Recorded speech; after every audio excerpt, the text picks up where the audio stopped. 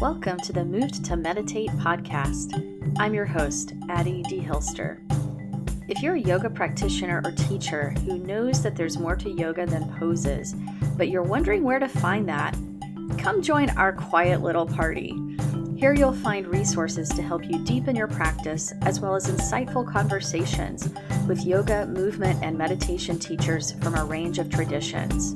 On this podcast, we spotlight the more contemplative aspects of movement practice. So we talk about all things gentle yoga, meditation, yin, restorative, yoga therapy, mindfulness, and more. Listen in and connect to a community of like-minded practitioners.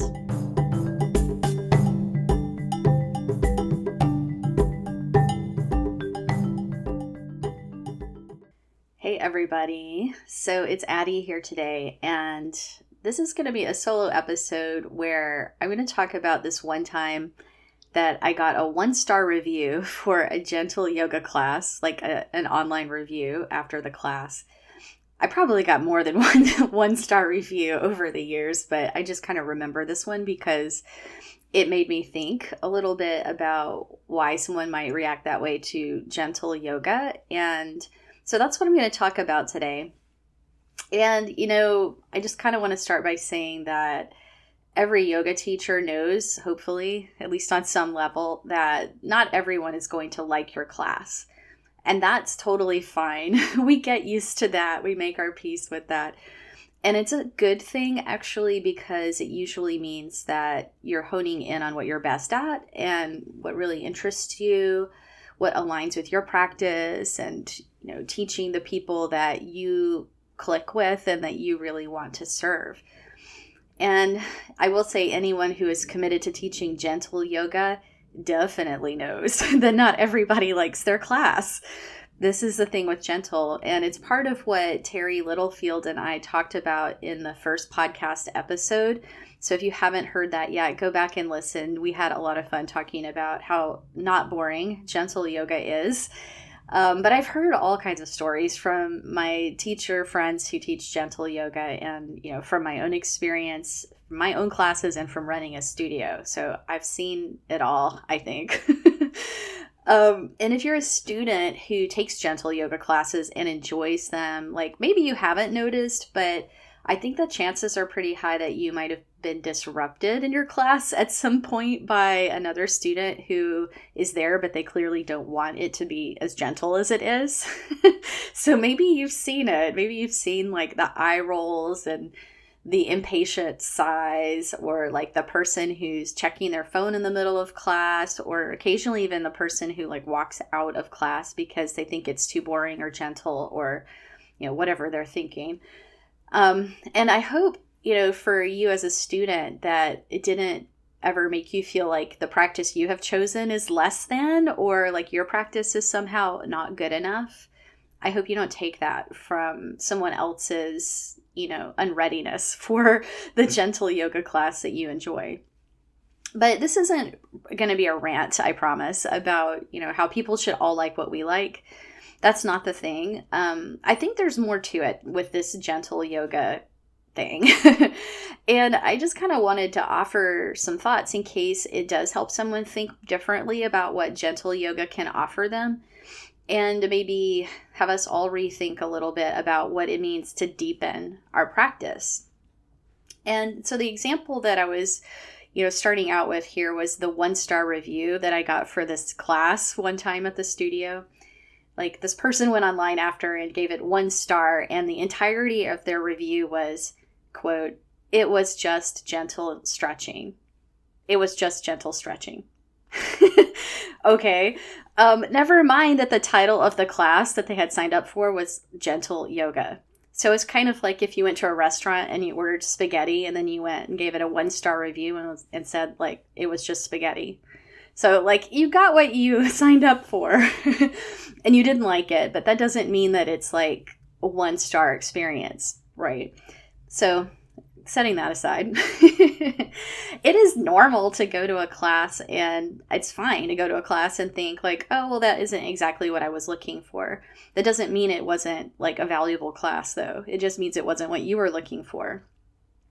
But when you say it is just gentle stretching, I think the word that it's hitting me is just, right? So I think there may be a few assumptions underlying that review, as simple as it was. Maybe I'm overanalyzing it.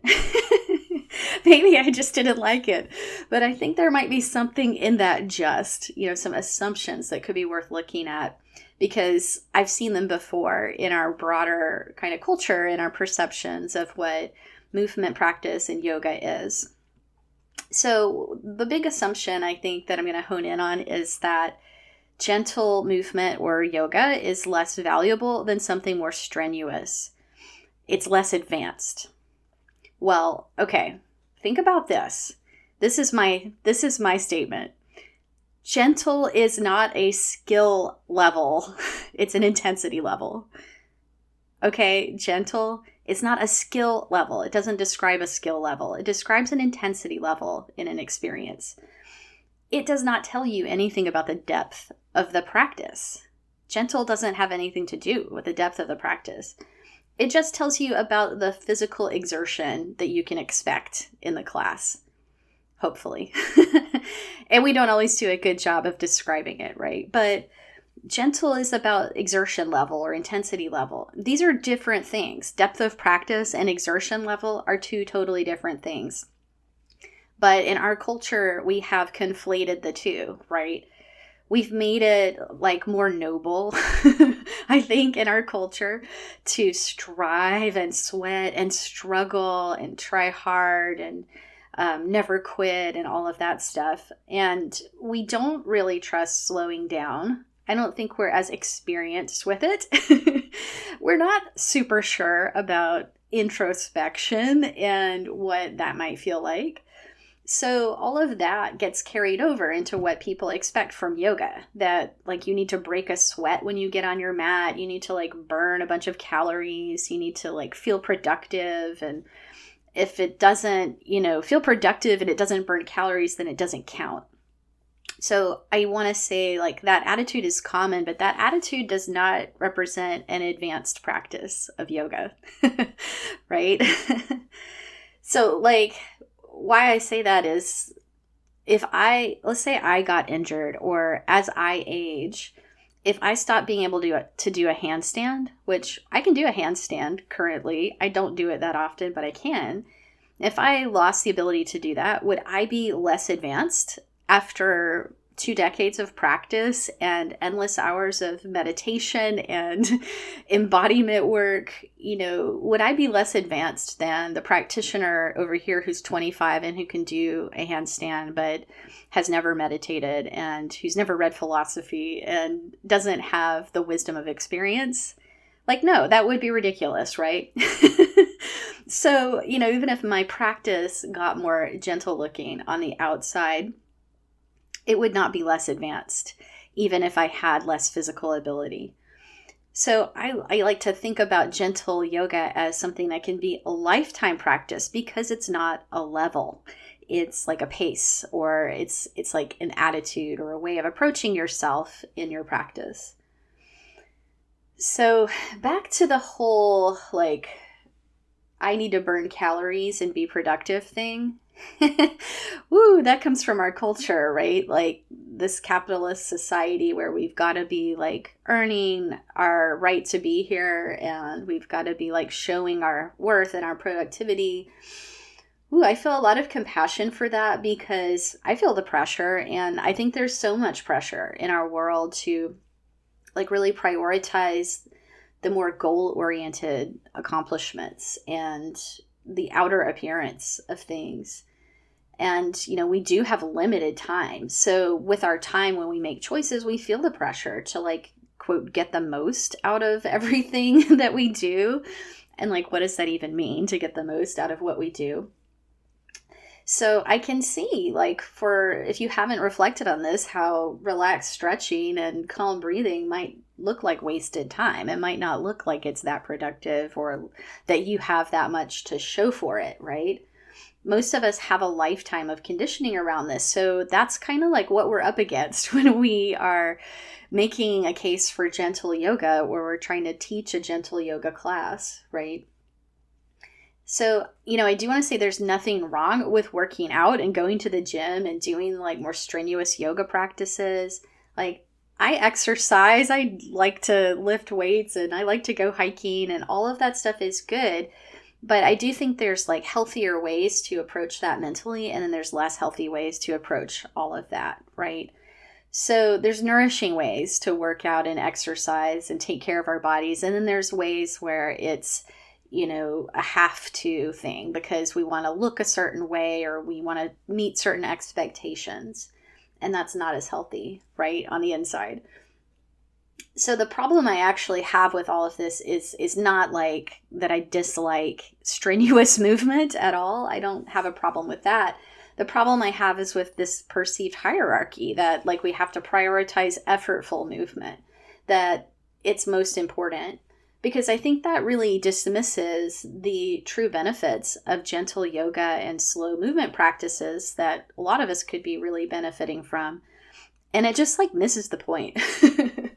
The benefits of going to a gentle yoga class are not really fitness related necessarily. Although, there are physical benefits like, it can help us with joint mobility. It can help us with balance, all kinds of things. But what about stress relief? Who doesn't need stress relief, right? And sometimes a gentle yoga class can be the best thing ever for stress relief or calming anxiety. Just, having a space to move calmly with others and breathe slowly and to regulate and be in relationship with our nervous system and to learn what our different nervous system states feel like and how to, work with them and navigate that. Like, how about the benefit of slowing down enough to notice our thoughts and our feelings and like what our mood is like? Sometimes we need the support of being with someone else who's guiding that, or with a group of people who are making the space for that in order to be able to access it ourselves, right? It can be hard to do on your own. So having a class or a teacher or a video or something can be really helpful. How about like the benefit of just being able to get in touch with the more subtle sensations in the body? We can get really disconnected from that in, moving quickly through our day and kind of being on the clock and pushing ourselves in all of the ways that we have to in order to, fulfill our schedules and our obligations in the world, right? So this can give us a space to actually like check in and see, how do I feel and how is my body and what are the subtle messages that I might be missing from the body? And how about getting to rest a little bit, right? Resting. Who doesn't feel a little bit worn out at this point? It's like September 2021, and who doesn't feel a bit frazzled and worn out and needing a space to rest? I don't know about you, but like a lot of times when I suddenly have free time and I'm like, oh, cool, I can rest. I'm like, oh, how? I don't know how to rest. How do I not make myself busy with doing a project or something else, right? So, a class, a gentle yoga experience, a guided class can be that space where we actually get to rest and we actually get to like slow down and not be busy doing something. And we can actually end up feeling more recharged and not drained after this kind of a movement practice. So yeah, just kind of wrapping it up here. I think most of us go through our days feeling really pushed and feeling kind of stressed. And so I just want to suggest that maybe a gentle yoga class could be an amazing way to shift how you feel. Like if we can just get our heads around the idea that something mellow is worth our time. So if you take one thing away from this episode, it would just be, gentle is not a skill level. It's an intensity level, or it's like an approach, or it implies a certain way of paying attention in your practice. And one person's gentle can be different from another person's gentle. It's totally relative, right? It depends on like our life stage, and it really depends on like what we need day to day, which is awesome. Because what it invites us to do is get close to our own experience and ask, what would be gentle for me? What would be nourishing for me in this moment? What do I need right now? So I encourage you to embrace that in your practice, or at least, give it a whirl and see what it does for you. You might be surprised. And if you are a gentle yoga teacher out there listening, I just want to end by giving you a full 5 stars. You deserve it.